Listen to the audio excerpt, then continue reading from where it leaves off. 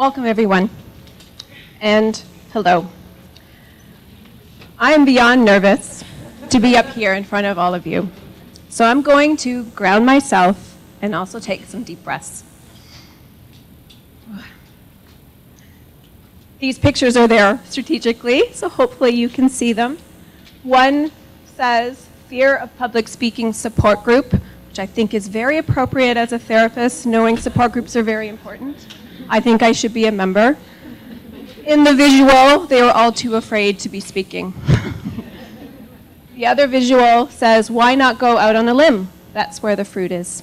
Original quote from Mark Twain. I say this because I am not a public speaker, as my work lies in the therapist's chair. As Janet said, this work is important to me, so I knew it was time to step out of my comfort zone. Plus, she told me to do it. My son also just had to do a speech for school, as he was running for class mayor.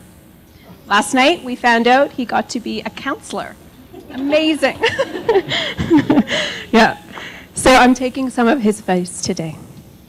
So bear with me as I collect myself and bring my genuine self for you up the stage. I am so honored to be here today to talk to you about my work. I'm a violence against women counselor and have been working in this sector for over 20 years. Right before I joined the team at Family Service Toronto, I participated in a conference called Breaking New Ground. This was a partnership between Family Service Toronto and Springtide Resources. The project looked at the impact of violence on women who are labeled with intellectual or developmental disabilities. This was in around 2006. This led to a 3-year project that I became a part of as a new hire. I feel like we have come now full circle 14 years later. I believe we need to do the work together and break down the silos that keep our work separate. In order to know where to go and how to best support this community, we also need to know where we're coming from and what our common ground is. So my presentation today is focusing on making sure we are all on the same first page of this work. This is knowing the types of violence and the myths that perpetuate the violence and some key tips. I know I may be preaching to the converted with most of you here, and yet I still see this as an opportunity to bring the two sectors together in a deliberate way. Some of you work in the DSO sector. Can you raise your hands if you work in that area? Okay. Just locating you in the space. And some of you work in the VAW sector. Can I also see? Great. Okay. I think I'm in a bit of a unique situation to feel a part of both sectors, though I am a VAW worker through and through. I'm really excited to share this work with you today, to bring down these silos and provide the people we support with the best care. It is messy, hard, uncomfortable, and emotional work. So please take care of yourselves as please take care of yourselves as well as push yourself. We are not helping others or creating change when we are comfortable. We need to always be learning and step outside of our box. This is tip number 1.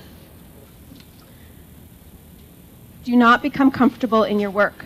Always keep challenging yourself. That's why I put together a cross-selection of various workshops for you this afternoon. We are covering everything from health, the legal system, safety planning, trauma healing, and more. I am so grateful for the team of volunteers that helped me bring this conference to light. One of the best things I learned in coordinating a conference was that the sense of community that I built, and it was almost like this more deeper sense of community that was born from it. So today's conference is looking at violence and how it impacts adults who have labeled of intellectual or developmental disabilities. While my work focused primarily on people who identify as women, we want to ensure that this conference was inclusive to all genders. I also work with women who have acquired brain injury, but today's conference is more focused on people who have been given these labels earlier in life. I will also be using the term label throughout my talk. We also wanted to intentionally put together this conference to bring a voice to the community. It is also so often neglected. We have done some great work bringing awareness to sexual violence, and yet I can't help but notice how often people with intellectual disabilities are not included in those conversations. As an ally, I use an intersectional, feminist, trauma-informed, and anti-oppression lens. I work hard to constantly notice my privilege and power. I am still learning. I am a cisgendered white woman who is physically able-bodied. While I have my own lived experience with violence, I know I have a lot of power in my role as a therapist. And this is tip number 2. Recognize your privilege and account for it. The intersections are especially important. I learn every day from the women I support. To assume that I am an expert in all lives is wrong. We are our own experts. So before I continue, I want to take some time to unpack our own backpacks, if you will. One of the first things I learned in my work is to not make assumptions or judgments. So I think it's important to start today's conference by unpacking our own ableist backpacks and spend some time with our personal reflections. In your packages, you will find a page. It's purple, kind of a feminist color of purple, called Personal Reflections. If you haven't already looked at it, that's okay. We are now going to look at it for about 5 minutes. You all should have a pen as well in your packages. Once done, notice what stood out for you in these questions and your answers. Also in this time, I'd like you to take a moment to turn the page over and answer the questions. There are myths on the other side, and we are going to go over the myths together. I'm just going to pause and ask you to work on this page for about 5 minutes as a place and a way to center yourself in today's conference. So I'm just going to read over the personal reflections, just in case anyone hadn't had a chance to look. We're not going to go over them. It's literally personal for you, but I just wanted to share what the statements say. So the first one is, list some stereotypes or names often connected with people who have intellectual disabilities. Think back to your own childhood as a starting point. Number 2, how are these names communicated to you, and by whom? Number 3, what are some stories you've heard about abuse of people with intellectual disabilities? What is one you still hear today that you know is not true? How do these messages affect how you think about yourself? How does knowing them make you a better ally? Number 5, what impressions, feelings, or beliefs do you have about people with intellectual disabilities now? How have they changed or stayed the same over time? Last, number 6, what is something that brought you to the conference today? Is there something you want to learn specifically? Okay. Now, let's see if technology's on my side. So I'm going to just read the statement and encourage you to help me answer if it's true or false. And I have little bits of information for each one. Just want to share, though, it is important to first highlight that myths exist that perpetuate labeled women to be independent on others, and also to be viewed as unable to succeed. In your line of work, it is important to challenge these myths and move past the stereotypes that affect their growth towards independence. It is also important to work from an anti-oppression lens so that we don't further traumatize or abuse others. Myths that are not challenged directly affect a person's potential. Here are some examples of myths that are still carried out today. People with labels of intellectual disabilities are not sexually active. They are not attractive to others and therefore are rarely victims of sexual assault. False. Labeled women and people actually experience higher rates of sexual violence. Numbers range from between 70 to 90%, and I saw a very recent statistic that shows the number is now almost 100%. Yeah. Sexual violence is not about sex. Most of us know it's actually about power and control that the perpetrator needs to feel over someone else. This makes people with labels actually even more quite vulnerable. Number 2. People with labels of intellectual disabilities should not be allowed to have children because they are not good parents. False. While a lot of women have had active child welfare files with the right support and access to programs, people with labels have every right and ability to parent. Of course, some women may struggle more than others, but this is also seen in the general population. We are not meant to parent alone. I know myself, I have 2 kids, and I could not do this alone. I'm also really excited. Later this morning, we were having a panel, and some of our panel speakers are going to be speaking about their relationship and the intersection of being a parent with a label. Women with labels of intellectual disabilities have been sexually abused, suffer the same trauma as other women who are similarly abused. Each person has their own story of trauma, but the pain experienced is similar. Triggers, flashbacks, nightmares, anxiety, low self-esteem and self-worth, depression, post-traumatic stress, and more. The reason for this conference title is that it's assumed that people with labels do not feel trauma. A lot of people still believe these myths. At times, it's their support people or their families who think they should come in for counseling, but then also decide that counseling should be done. Another workshop this afternoon is going to be talking about the health impacts of abuse and trauma, so that's going to be really directly related to this work. 4, people with labels need specialized therapists to support them with their mental health needs. False. Okay. I have a direct quote from the Breaking New Ground project that I worked with my friend Fran over there, and the quote is from actually a woman who is participating as a self-advocate. Women who are labeled don't need specialized services. They need your expertise. And they are bringing their own expertise to be working together in an active partnership.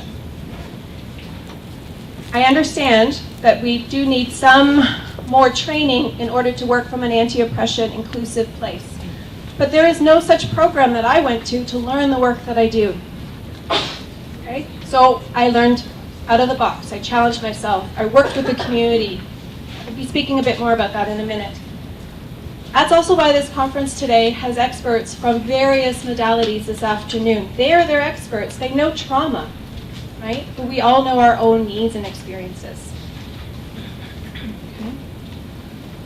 Men who live with labels are not as abused as women are. And I know, sorry, this is gendered, but okay. It's false, but with a caveat, if I can. As more women are abused than men in general, it extends to the value that we give women with disabilities as well. And yet men, non-binary, and trans people also live with labels, experience more violence than any other man. It's connected to gender-based violence and sexism, so just thinking about that intersection. Page. Technology is not as fast as I am. There it is. Nope. There. People with labels cannot make decisions on their own. False.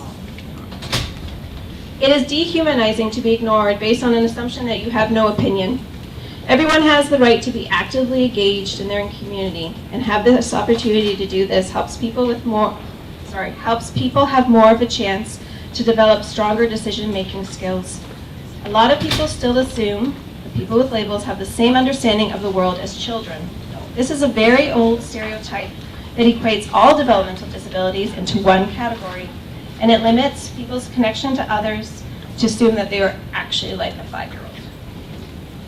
One workshop we were hoping to bring today that we weren't able to is one I'm going to encourage you to look at yourselves through ARCH, which is the acronym, but Disability Legal Clinic for People with Disabilities. They have a great workshop there called Respecting Our Rights, and they talk about the dignity of risk. So just encourage you to keep learning, maybe looking into bringing that workshop to your workplace. Sterilizing women with disabilities will protect them from rape. It may seem like a direct correlation to you, but a lot of families believe that it may not seem like a direct correlation to you, but a lot of families believe that having their daughter be sterilized or have birth control, it will actually lessen her risk of sexual assault or even unwanted pregnancy, unwanted by them, not by her. Women are forced to have this birth control without their consent or understanding. People with disabilities are more often abused by strangers. No one who commits their life to help them would hurt them too. Unfortunately, the opposite is true. Most abusers are people close to them. Their family members, their neighbors, wheel-trans drivers, community members, teachers, personal support workers, attendants. You get it. People who are labeled prefer to live and spend time with other people with intellectual disabilities. False. Forgot to put a question mark because there's a bit of a caveat. While they may be used to being segregated, maybe in school or day programs, in fact, people with labels share feeling more valued and proud when they can connect with lots of different people. But the opposite can be true when they are not treated with respect by others who do not have a disability. So looking at them as a true citizen like everybody else. Okay, last one. People with intellectual disabilities are more likely to disclose abuse because they are typically more connected to support services. False. The nature of this disability may make it harder to disclose, especially if they are not taught correct language and terms. They may fear the loss of the support. They are afraid to be labeled as a liar or troublemaker. They may not recognize the abuse is wrong. They may rely on the abuser for support, physical attendant care, financial support. A recent statistic also shows that only about 3% of people with labels report violence to the authorities. So, just thinking about how you answered those. These are the answers I've had over the years that I've worked and with the women that I've supported. This is tip number 3. Trauma-informed care means knowing these above myths and the statistics are true.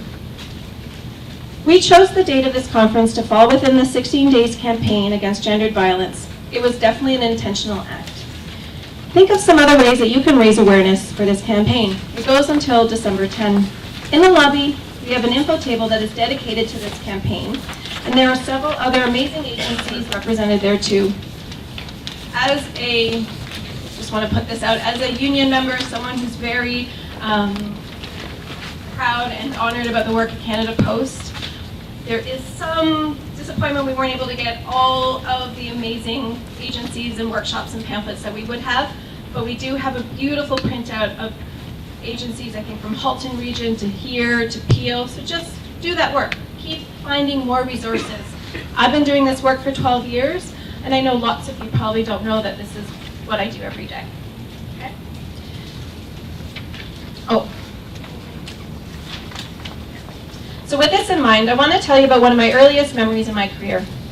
And it is one where my work worlds collided. It was about 2003. While I was working at the Assaulted Women's Helpline, I was also a personal support worker for a woman who had an acquired brain injury. We spent every Friday afternoon together. One afternoon, we were in her backyard and saw something at the high school across the street. We witnessed a young man physically assault a young woman right there on the schoolyard. My client and I chatted about what to do, and she did not hesitate in wanting to call 911 to help the young woman. After making the call, we chatted about how to stay safe and the importance to help others. She did not want to be a quiet bystander.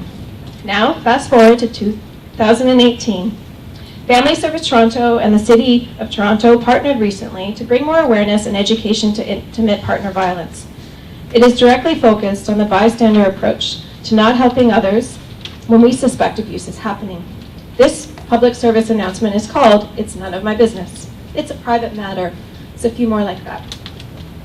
And we are really excited about it because it helps reflect how some communities are even more vulnerable to gender-based violence, and the campaign makes a strong effort to focus on Indigenous communities and the LGBTQIA2 spirited community especially. So look for the poster around the city. Closes soon, but you might notice it and it might bring up some conversation. One of the most important tools that I've learned in all these years in this position is that the types of violence are far-reaching when it comes to people with intellectual disabilities. The abuse is rooted in gender-based violence in both systemic and interpersonal ways.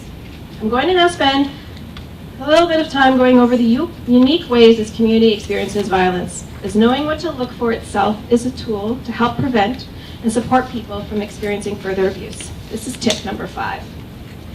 In your packages, there's also a handout about this power and control wheel. You can take it out if you like. I know this might be hard to read, but it pinpoints various types of abuse, besides the ones a lot of us know, which is physical or sexual violence.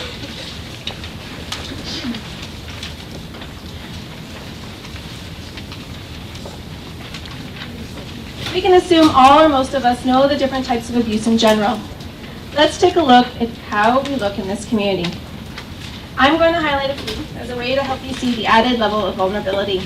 In your package, you will have a printout of a power and control. Oh, I just said that. Sorry. It's important to note here that our specific intersections of identity can also intensify levels of abuse, whether it is gender identity, sexuality, someone who is deaf, your race or cultural community, your newcomer status, or other disabilities. So I'm going to start with sexual violence, for instance. The examples are multiple, so I just want to highlight a few. Women who have labels are not given the same right to access to knowledge and tools around naming, understanding their body parts, reproductive system, contraception, including the patch or shots, for example.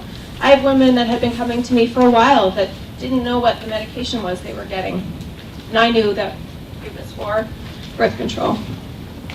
Some of the clients have told me they were forced into sterilization. They were not taught about consent. There is an assumption that they don't feel sexual or don't know what it means to be attracted to another woman. Families can be patronizing also when they share a new gender identity, for example. Sexual violence is also seen in human trafficking, and it is an especially large concern right now. Some of the women I support come as they were forced into sexual acts of this nature. I also want to highlight institutional abuse or ritual abuse.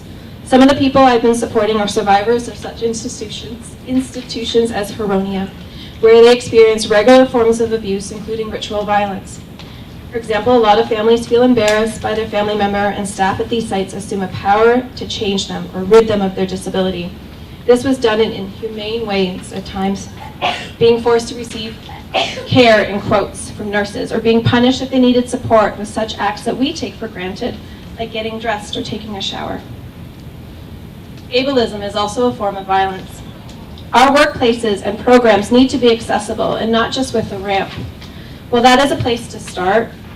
Our programs need to also be clear. Think about ways your groups or resident meetings or programs can be changed to be more fully accessible. Be mindful when supporting someone over the phone and what their accommodation needs might be. Do not assume. This afternoon we have a couple of great workshops that will highlight this a bit more. A couple group programs will be spoken about, and the Assault Women's Helpline will speak about their work as well. Financial abuse.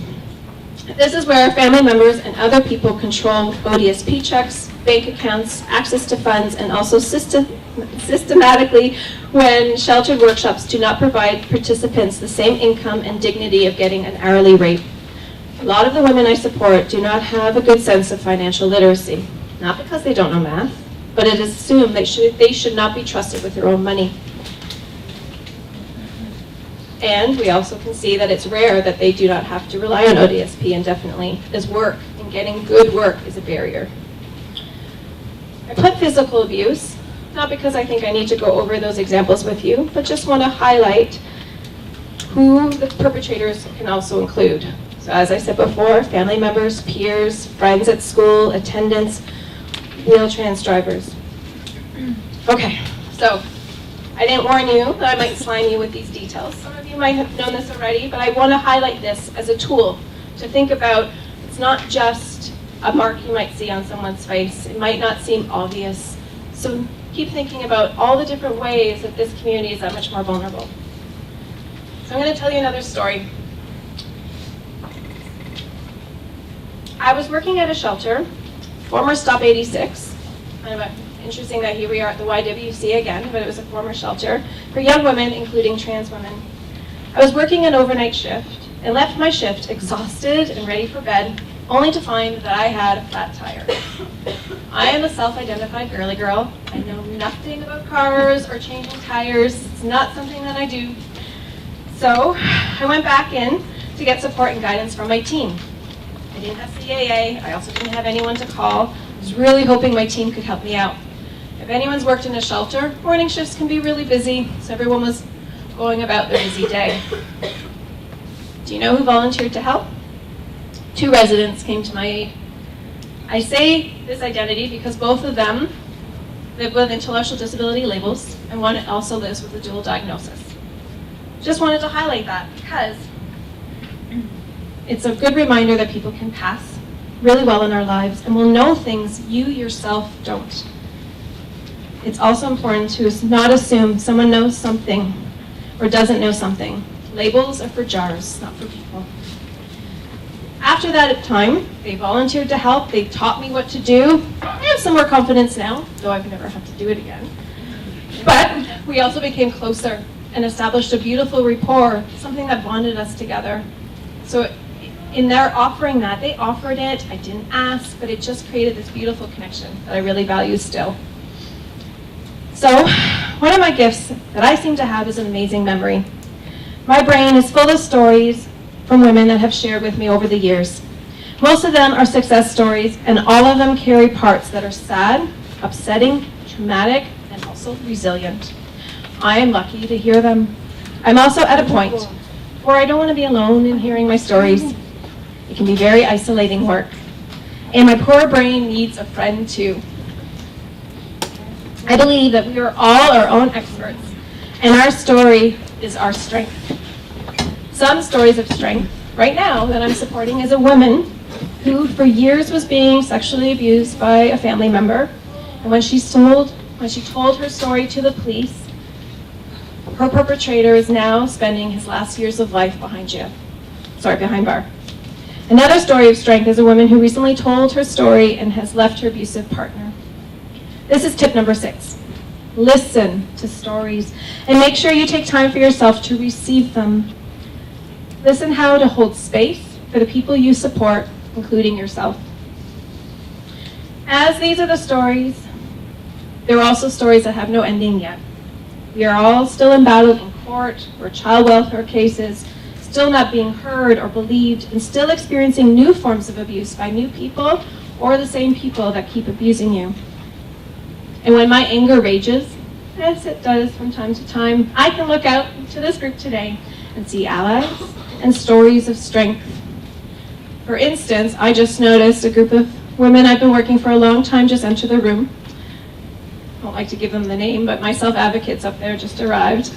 And I'm so honored. They snuck in and I still saw them. Now I'm getting emotional. I'm so honored that they agreed to be part of this day, as they are the true experts of their lives. So I'm going to close now, and I'm also going to welcome a couple of my peers from the Peer Mentor Project to join me. We're going to ask if you have questions at the end, just to help with the flow.